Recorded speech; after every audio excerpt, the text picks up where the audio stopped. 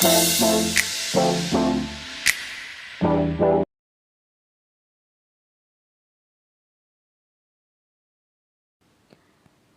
കൂട്ടുകാർക്കും basic science ട്യൂട്ടോറിയലിലേക്ക് സ്വാഗതം. ഇന്നത്തെ വീഡിയോയിൽ നമ്മൾ ഡിസ്കസ് ചെയ്യാൻ പോകുന്നത് എന്താണ് യൂണിഫോം സ്പീഡ്, എന്താണ് നോൺ യൂണിഫോം സ്പീഡ് എന്നതിനെക്കുറിച്ചാണ്.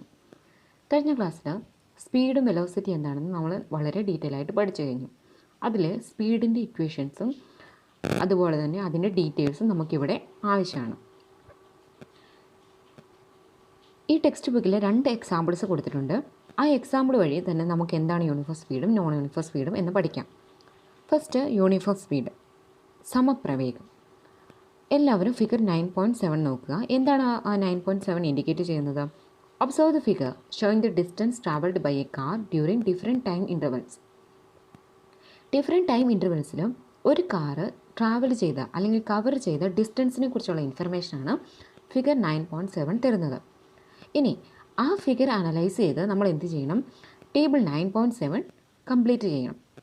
ഓക്കെ, ആദ്യം നമുക്ക് ടേബിൾ 9.7 കംപ്ലീറ്റ് ചെയ്യാം. എന്നിട്ട് അതിൽ നിന്നും എന്താണ് യൂണിഫോം സ്പീഡ് എന്ന് നമുക്ക് പഠിക്കാം. ഇവിടെ നിങ്ങൾ ശ്രദ്ധിക്കുകയാണെങ്കിൽ ഫസ്റ്റ് കോളം ഡിസ്റ്റൻസ് ട്രാവൽഡ്, അതിനുശേഷം ടൈം, സ്പീഡ് എന്നിങ്ങനെ കൊടുത്തിട്ടുണ്ട്. അതിൽ ഇവിടെ ശ്രദ്ധിക്കണമെങ്കിൽ 0 സെക്കൻഡിൽ ഈ കാറ് 0 മീറ്ററിലാണ്. മനസ്സിലാവുന്നു? 2 സെക്കൻഡിൽ ഇത് 20 മീറ്ററിലാണ്.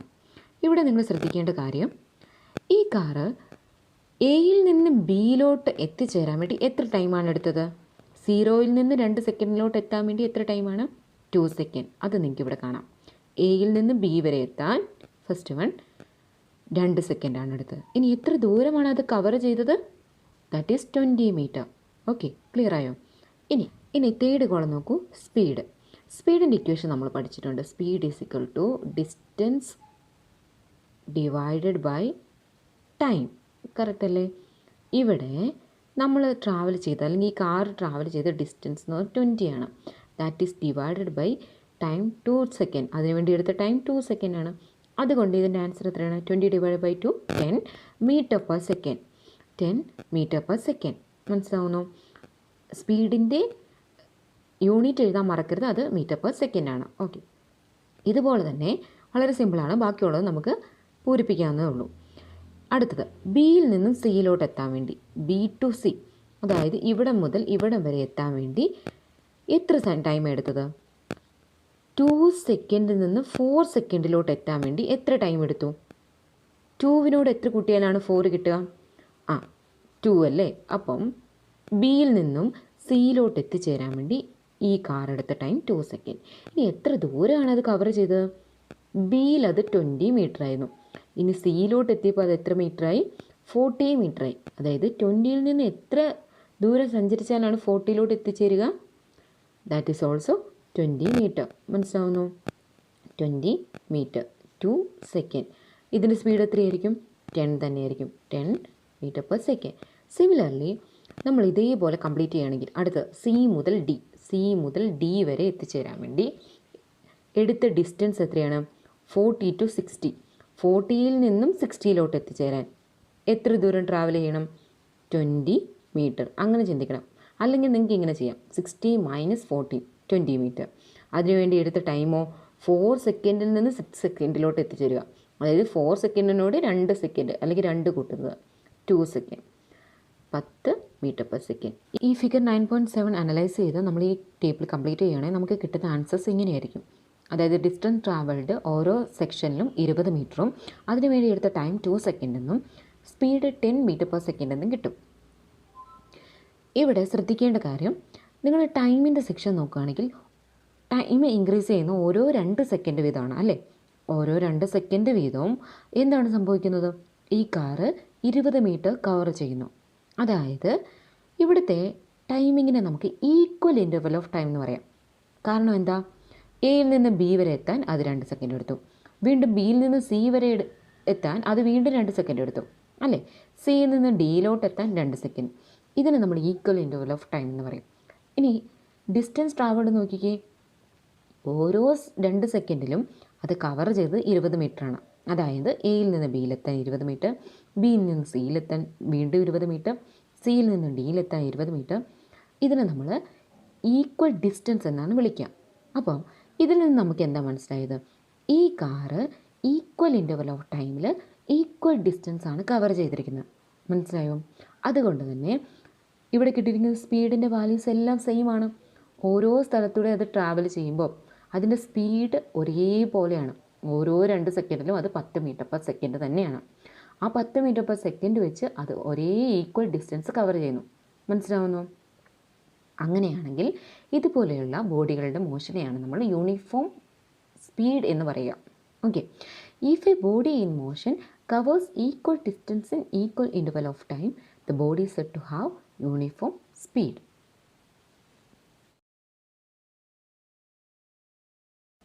അടുത്തതായി നമ്മൾ ഡിസ്കസ് ചെയ്യാൻ പോകുന്നത് എന്താണ് നോൺ യൂണിഫോം സ്പീഡ് എന്നാണ്. അതിനുവേണ്ടിയും നിങ്ങളുടെ ടെക്സ്റ്റ് ബുക്കിൽ മറ്റൊരു എക്സാമ്പിൾ ഉണ്ട്. Look at the figure 9.8. The distance travelled by a car and the time taken for it is recorded. ഇവിടെ ശ്രദ്ധിക്കേണ്ട കാര്യം, ഇതേ ഫിഗർ അനലൈസ് ചെയ്ത് നമ്മൾ ടേബിൾ 9.8 കംപ്ലീറ്റ് ചെയ്യണം, നമ്മൾ നേരത്തെ ചെയ്ത പോലെ തന്നെ. അവിടെ ശ്രദ്ധിക്കുകയാണെങ്കിൽ എ ടു ബി, എയിൽ നിന്നും ബി വരെ സഞ്ചരിക്കാൻ അതെടുത്ത ദൂരം എത്രയാണ്? 5 മീറ്റർ. കറക്റ്റ്. ഇനി അതിനുവേണ്ടി എടുത്ത ടൈം എത്രയാണ്? 0 സെക്കൻഡ് ടു 2 സെക്കൻഡ്. 0യിൽ നിന്നും 2യിലോട്ട് എത്താൻ 2 second. Speed is equal to നമുക്കറിയാം, സ്പീഡ് എന്ന് പറയുന്നത് ഡിസ്റ്റൻസ് ബൈ ടൈം ആണ്. ഇവിടുത്തെ ഡിസ്റ്റൻസ് എത്രയാണ്? 5 ആണ്. 5 divided by 2 you will get 2.5 metre per second.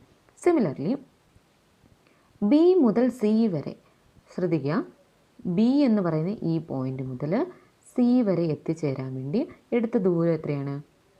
5 metre to 20 metre. അതായത് 5 മീറ്ററിൽ നിന്നും 20 മീറ്ററിലോട്ട് എത്താൻ വേണ്ടി എത്ര ദൂരം അവർ ട്രാവൽ ചെയ്യണം? That is 20 - 5. അങ്ങനെയും ചെയ്യാം. എത്രയാണ്? 15 മീറ്റർ. അതിനുവേണ്ടി എടുത്ത ടൈം എത്രയാണ്? 2 സെക്കൻഡിൽ നിന്നും 4 സെക്കൻഡ്. Okay, 2 second 4 second. എത്രയാണ് ആ ടൈം? അതും 2 സെക്കൻഡാണ്. ഇനി 15 divide by 2 you will get 7.2 metre per second. ഇതുപോലെ സിയിൽ നിന്നും ഡിയിലോട്ട് എത്താൻ നോക്കൂ, സിയിൽ നിന്നും ഡിയിലോട്ട് എത്താൻ എത്ര ദൂരം കവർ ചെയ്തു? 20 metre to 26. That is 26 - 20 you will get 6 metre. അതിനുവേണ്ടി എടുത്ത ടൈമോ 4 to 6, അതായത് 4ൽ നിന്നും 6ലോട്ട് എത്താൻ 2 സെക്കൻഡ്. ഇനി 6 divided by 2 you will get 3 metre per second. അപ്പോൾ നമ്മൾ ഈ ഫിഗർ 9.8 വെച്ച് ടേബിൾ 9.8 കംപ്ലീറ്റ് ചെയ്താൽ നമുക്ക് ഇങ്ങനെയായിരിക്കും ആൻസേഴ്സ് കിട്ടുക. നിങ്ങളൊരു ശ്രദ്ധിച്ച് ഡിസ്റ്റൻസ് ട്രാവൽഡ് നോക്കുകയാണെങ്കിൽ ആദ്യം 5 മീറ്റർ, പിന്നെ ബി മുതൽ സി വരെ 15 മീറ്റർ, സി മുതൽ ഡി വരെ 6 മീറ്റർ. അങ്ങനെ ഡിസ്റ്റൻസ് ട്രാവലിന് ഒരു ഓർഡർ ഇല്ല, അല്ലേ? അൺഈക്വൽ ഡിസ്റ്റൻസ് ആണ് ഇത് കവർ ചെയ്തുകൊണ്ടിരിക്കുന്നത്. ഇപ്പോൾ ഓരോ 2 സെക്കൻഡിലും ടൈം നോക്കിക്കോളൂ, ഓരോ 2 സെക്കൻഡിലും, അതായത് ഈക്വൽ ഇൻ്റർവൽ ഓഫ് ടൈമിലും ഈ കാറ് കവർ ചെയ്യുന്ന ഡിഫറെൻ്റ് ആയിട്ടുള്ള ഡിസ്റ്റൻസ് ആണ്. അതുകൊണ്ട് തന്നെ നമുക്ക് കിട്ടുന്ന സ്പീഡ് നോക്കിക്കേ, ഡിഫറെൻ്റ് ആണ്. ഒരു ഉദാഹരണത്തിന് ജസ്റ്റ് നിങ്ങൾ ഇമാജിൻ ചെയ്യുക, ഈ കാർ എ എന്ന് പറയുന്ന പോയിന്റിലെത്തിയപ്പോൾ എ എന്ന് പറയുന്ന പോയിന്റിൽ നിന്നാണ് ഈ കാർ സ്റ്റാർട്ട് ചെയ്യുന്നത്. ഓക്കെ, എന്നിട്ട് അത് കുഴപ്പമില്ല, 2 സെക്കൻഡ് 2.5 മീറ്റർ പെർ സെക്കൻഡിൽ സ്പീഡിൽ ഓടിക്കൊണ്ടിരിക്കുന്നു. ഇനി അടുത്തത് കാറ് ബിയിൽ നിന്ന് സിയിലോട്ട് സഞ്ചരിക്കുന്നു. അവിടെ ശ്രദ്ധിക്കുക, 2 സെക്കൻഡ് കൊണ്ട് അത് 15 മീറ്റർ കവർ ചെയ്യുന്നുണ്ട്. അപ്പോൾ തന്നെ അതിൻ്റെ സ്പീഡ് നോക്കി കൂടുകയാണ് ചെയ്യുന്നത്. അതായത് അതിനർത്ഥം എന്താ? ജസ്റ്റ് ഇമാജിൻ ചെയ്യുക, ഈ കാർ ഒരു ഹൈവേയിലോട്ട് കയറി. അപ്പോൾ നല്ല റോഡാണല്ലോ, ഓട്ടോമാറ്റിക്കലി ഡ്രൈവർ എന്ത് ചെയ്യും? സ്പീഡ് കൂട്ടും. സ്പീഡ് കൂട്ടുമ്പം 2 സെക്കൻഡ് കൊണ്ട് അത് കൂടുതൽ ദൂരം ട്രാവൽ ചെയ്യും. അതാണ് ഇവിടെ ഇൻഡിക്കേറ്റ് ചെയ്യുന്നത്. പെട്ടെന്ന് ട്രാഫിക് വന്നു, അതാണ് സി മുതൽ ഡി വരെ ഉള്ളതെന്ന് വിചാരിക്കും. അപ്പോൾ എന്ത് സംഭവിക്കും? ഓട്ടോമാറ്റിക്കലി അയാൾ സ്പീഡ് കുറയ്ക്കും. അങ്ങനെ 2 സെക്കൻഡ് കൊണ്ട് അവർക്ക് കവർ ചെയ്യാൻ പറ്റിയത് 6 മീറ്റർ ആയിരുന്നു. വീണ്ടും അടുത്ത് ഡി മുതൽ ഇ വരെ എത്തിയപ്പോഴേക്കും ആ ഒരു ടൈമിങ്ങിൽ എന്ത് സംഭവിച്ചു? വീണ്ടും നല്ല സ്ഥലം കിട്ടി, അല്ലെങ്കിൽ ട്രാഫിക്കൊക്കെ കുറവായ സ്ഥലം കിട്ടി. ഓട്ടോമാറ്റിക്കലി അദ്ദേഹം സ്പീഡ് കൂട്ടി. അപ്പോൾ 9 മീറ്റർ പെർ സെക്കൻഡ്, സ്പീഡ് എന്ന് പറയുന്നത് 9 മീറ്റർ പെർ സെക്കൻഡ്. അതുകൊണ്ട് 2 സെക്കൻഡ് കൊണ്ട് അവർ 18 മീറ്റർ കവർ ചെയ്തു. ഓക്കെ ആണോ? പിന്നീട് വീണ്ടും ഒരു ട്രാഫിക്കോ സംതിങ് കിട്ടി, സ്പീഡ് കുറയുന്നു, 2 സെക്കൻഡ് കൊണ്ട് 6 മീറ്ററേ ട്രാവൽ ചെയ്യാൻ പറ്റുള്ളൂ.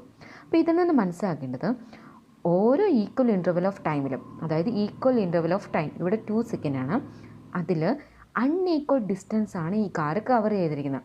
അതുകൊണ്ട് തന്നെ ഇതിൻ്റെ സ്പീഡിന് എന്താ പറ്റിയിരിക്കുന്നത്? Speed vary ചെയ്തുകൊണ്ടേയിരിക്കുന്നു. ചില സമയത്ത് കൂടുന്നു, ചില സമയത്ത് കുറയുന്നു. അപ്പം നമ്മൾ ഇതിനെ പറയും നോൺ യൂണിഫോം സ്പീഡ്. ഈ മോഷനെ പറയും നോൺ യൂണിഫോം മോഷൻ. അതായത് if A body in motion it covers unequal distance in equal interval of time, the body is said to have non-uniform speed. ഇനി നമ്മൾ ഡിസ്കസ് ചെയ്യാൻ പോകുന്ന ഇതിന് തന്നെ ഭാഗമായിട്ടുള്ള ഒരു ചെറിയൊരു ടോപ്പിക്കാണ് ആവറേജ് സ്പീഡ് എന്ന് പറയുന്ന ടോപ്പിക്കാണ്. അതായത് നമ്മളെല്ലാവരും വാഹനങ്ങളിൽ ട്രാവൽ ചെയ്യുമ്പം പലപ്പോഴും വാഹനത്തിൻ്റെ സ്പീഡ് കൂടുന്നു എന്നെങ്ങനെ അറിയുന്നത്? നമുക്ക് ഒന്നാമത്തെ കാര്യം നമുക്ക് ഫീൽ ചെയ്യും. അല്ലാതെ തന്നെ വാഹനത്തിനകത്ത് ഒരു ഡിവൈസ് ഉണ്ട്. എല്ലാ വെഹിക്കിളിലും ഒരു ഡിവൈസ് ഉണ്ട്. ആ ഡിവൈസ് നോക്കിയാൽ എത്ര സ്പീഡിലാണ് നമ്മുടെ വാഹനം മൂവ് ചെയ്യുന്നതെന്ന് നമുക്ക് മനസ്സിലാക്കാൻ സാധിക്കും. അതായത് ഓരോ ഡിഫറെൻറ്റ് ടൈമിൽ എത്ര സ്പീഡിലാണ് നമ്മുടെ വെഹിക്കിൾ മൂവ് ചെയ്യുന്നത് മനസ്സിലാക്കാം. ഈ ഡിവൈസിന് പറയുന്ന പേരാണ് സ്പീഡോമീറ്റർ. ഇവിടെ ഫിഗർ 9.9 ഇൻഡിക്കേറ്റ് ചെയ്യുന്നത് സ്പീഡോമീറ്ററിനെയാണ്. A child watching the speedometer of a vehicle realised that the meter was displaying different speeds at different time. Different ടൈമിൽ ഡിഫറെൻറ്റ് സ്പീഡ് ഷോ ചെയ്യുന്നതാണ് സ്പീഡോമീറ്റർ എന്ന് പറയുന്നത്. ഇനി ഇവിടെ ശ്രദ്ധിക്കാം. അങ്ങനെയാണെങ്കിൽ ആ കാറിൻ്റെ അല്ലെങ്കിൽ ആ കാർ ട്രാവൽ ചെയ്തപ്പോൾ എടുത്ത ആവറേജ് സ്പീഡ് എന്തായിരിക്കും? അതായത് ഓരോ ടൈമിലും ഡിഫറെൻറ്റ് സ്പീഡാണെങ്കിൽ അതൊരിക്കലും ഒരേ സ്പീഡിലായിരിക്കുമല്ലോ പോയിട്ടുണ്ടാവുക. നമ്മൾ നോൺ യൂണിഫോം സ്പീഡ് സെക്ഷനിൽ പഠിച്ച അതേ കൺസെപ്റ്റാണ്.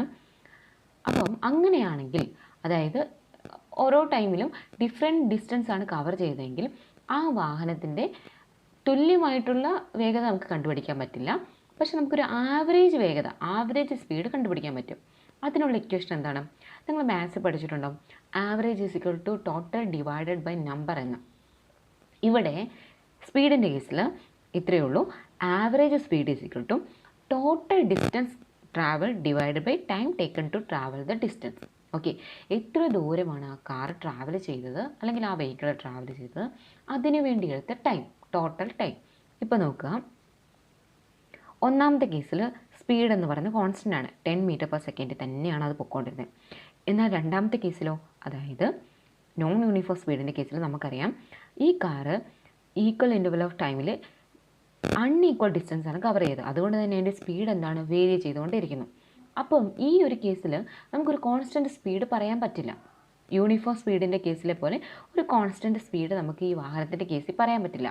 അതുകൊണ്ട് നമ്മളിവിടെ ആവറേജ് സ്പീഡാണ് കണ്ടുപിടിക്കുക. അപ്പോൾ ഈ വാഹനത്തിൻ്റെ ആവറേജ് സ്പീഡ് എങ്ങനെ കണ്ടുപിടിക്കാം?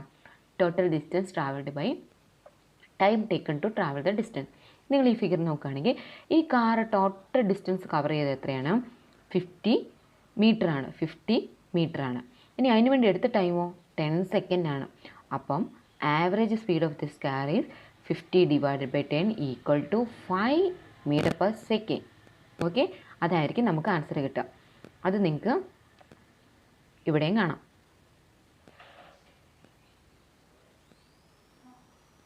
ഇതാ average speed is equal to 50 divided by 10 is equal to 5 metre per second.